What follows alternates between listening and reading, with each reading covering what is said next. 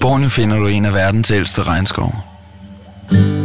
Hjem for nogle af verdens sidste orangutanger. Men de store menneskeaber lever i skoven på lånt tid.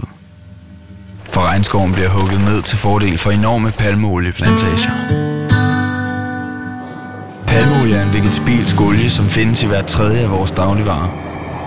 Det er i din shampoo, i din stearinlys, i dine chips og meget andet. Når du vælger varer i supermarkedet, giver det ekko på Borneo. Verdens behov for palmeolie forvandler Borneo til en grøn ørken. Du er med til at afgøre orangutangens fremtid, og det er ikke for sent. Spørg efter miljømærket palmeolie.